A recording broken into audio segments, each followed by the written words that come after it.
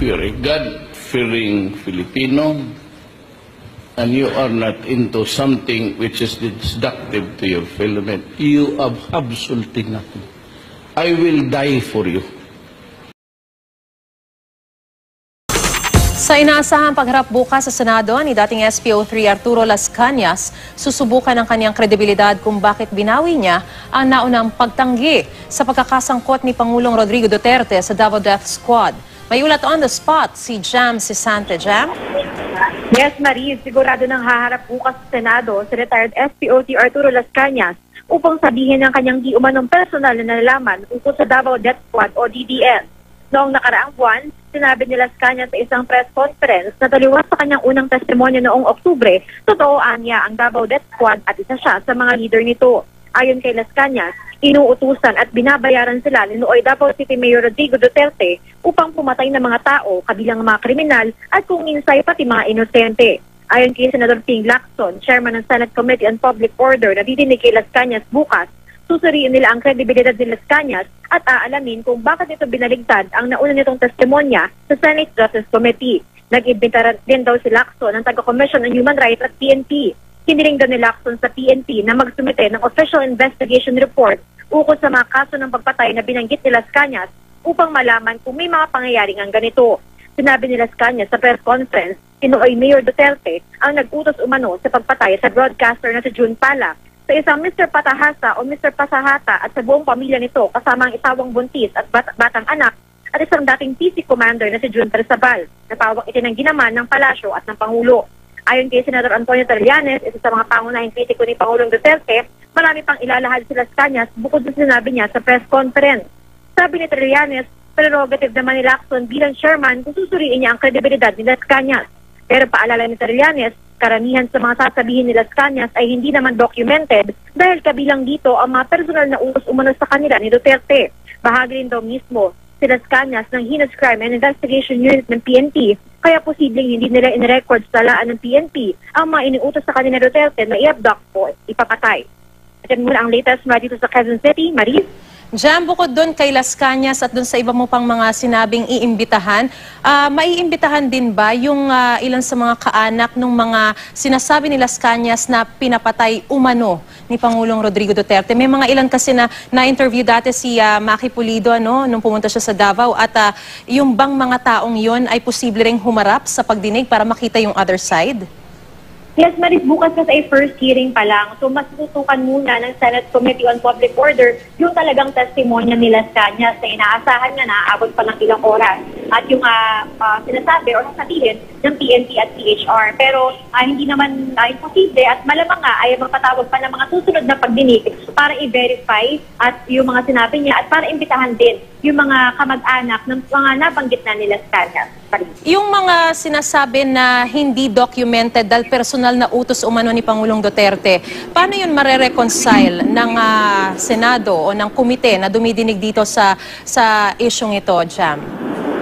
Yes, Maris, ang sabi ni Senador Trillanes, ang pinaka-importante daw na makita yung demeanor ni Las Cañas. Makikita naman doon ng publiko kung nagsasabi ba ito ng totoo o hindi. At malalaman din kung sa kanyang paliwanag kung bakit ba siyang iba na yung sinasabi niya ngayon. So, it's up to the public to judge, to the senators, para suriin daw kung kapani-paniwala ba yung rason na sasabihin niya kung bakit iba na yung kanya nga sinasabi ngayon. Aabangan natin yan. Maraming salamat sa iyong ulat, Jam Sisante. Inaasahang bukas ang muling pagharap sa Senado ng dating Pulis Davao na si Arturo Las Cañas. Kasunod yan ng pagbaligtad niya sa nauna niyang testimonya sa Senado noong Oktubre na walang Davao Death Squad o DDS. Harap si Las Cañas sa Committee on Public Order. Sabi ng chairman ng komite na si Senator Panfilo Lacson, susuriin sa pagdinig ang kredibilidad ni Las Cañas dahil sa kanyang mga bagong salaysay kabilang ang pagdidiin niya kay Pangulong Duterte bilang utak umano ng DDS nung mayor pa ito ng Davao. May inimbitahan ding taga-Commission on Human Rights at PNP na magdadala ng official investigation reports ukol sa mga kaso ng pagpatay na binanggit ni Las Cañas nung nakarang buwan. Sabi naman ni Senador Antonio Trillanes IV, posibleng hindi lahat ng banggitin ni Las Cañas ay nasa record ng pulis, lalo't malaking bahagi ng kanyang testimonya ay mga personal na utos umano ni Nooy Mayor Duterte. Kinumpirma na ng palasyo na natagpuan na nga ang labi ng alimang pinugutan ng grupong Abu Sayyaf. Ayon kay Presidential Spokesperson Ernesto Abella, batay sa ulat ng AFP, natagpuan ang katawan ni Jorgen Kantner sa Indanan Sulu ng Marine Battalion Landing Team 3 sa ilalim ng Joint Task Force Sulu. Lubos daw na ikinalulungkot ng Malacanang ang sinapit ng German national. Iginiit din ni Abella na dati nang inihayag ni Pangulong Rodrigo Duterte na ang terorismo ay dulot ng narco-politics at hindi raw titigil ang gobyerno na labanan ito. Muling nagpaabot ng pakikiramay ang palasyo sa pamilya ni Kantner at sa mga tao sa Germany. Tiniyak din ni Abella na mapaparusahan ang nasa likod sa nangyari kay Kantner. Kinumpirma naman ni Brigadier General Restituto Padilla, spokesperson ng AFP, na parehong ulo at katawan ni Kantner ang natagpuan. Posibleng pinugutan si Kantner ng banditong grupo noong February 26 matapos hindi ibigay ang 30 milyong pisong ransom.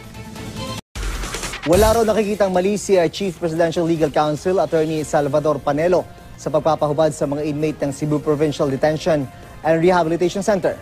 Ayon kay Panelo, tama lang ang ginawa ng raiding team kung seguridad nila at ng mga inmate ang pag-uusapan. Pero ang masama raw ay yung hinayaan ang mga larawan ng mga bilanggo na lumabas sa publiko. Maituturing kasi itong paglabag sa kanilang right to privacy. Matatanda ang binatikos ng Amnesty International at Human Rights Watch ang raid pati ang pagpapahubad sa mga preso dahil hindi raw ito makatao. Paliwanag ng PIDEA Region 7 na nagsagawa ng raid, pinahubad nila ang mga inmate para matiyak na wala silang maitatagong armas o kontrabando. Samantala, matapos pansamantalang masuspindi ang Oplan Tokhang o ang kampanya kontra illegal na droga ng Philippine National Police, panibagong anti-illegal drugs campaign ang kanilang ilulunsad.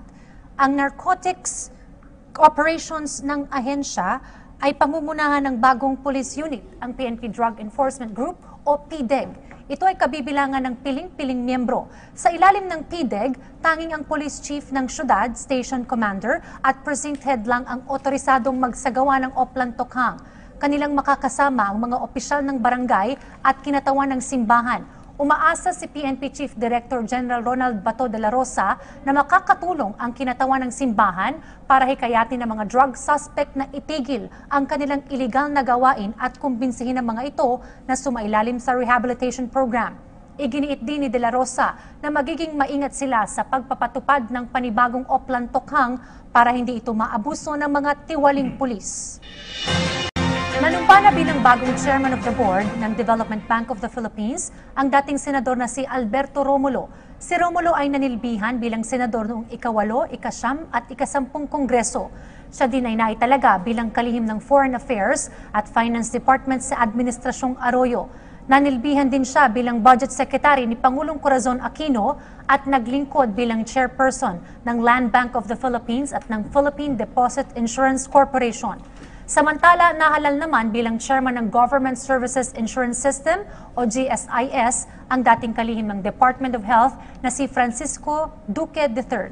Si Duque ay unang itinalaga ni Pangulong Rodrigo Duterte bilang miyembro ng GSIS Board of Trustees noong ika-15 ng Pebrero. Matatandaang naitalaga rin si Duque bilang chairman ng Civil Service Commission at nanilbihan din bilang President at Chief Executive Officer ng Philippine Health Insurance Corporation simula 2001 hanggang 2005. Ayon kay Duque, kanyang prioridad ang higit na pagpapabuti sa mga benepisyo ng mga retiradong manggagawa ng gobyerno.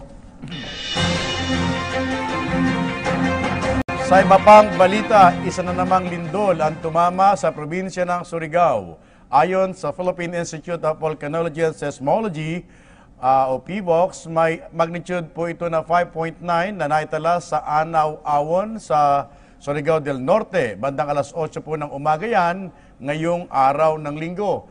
Intensity 6 naman po ang naitala sa Surigao City. Intensity 4 sa Limasawa at San Ricardo, Southern Leyte. Intensity 3 sa San Juan at San Francisco sa Southern Leyte, habang intensity 2 naman ang naitala sa General Luna o General Luna. Sa Surigao del Norte naman wala pong nasaktan, at base po sa pag-usap natin, nagpapaalala po ang PVOX na asahan ang iba pa mga aftershocks sa mga susunod na oras.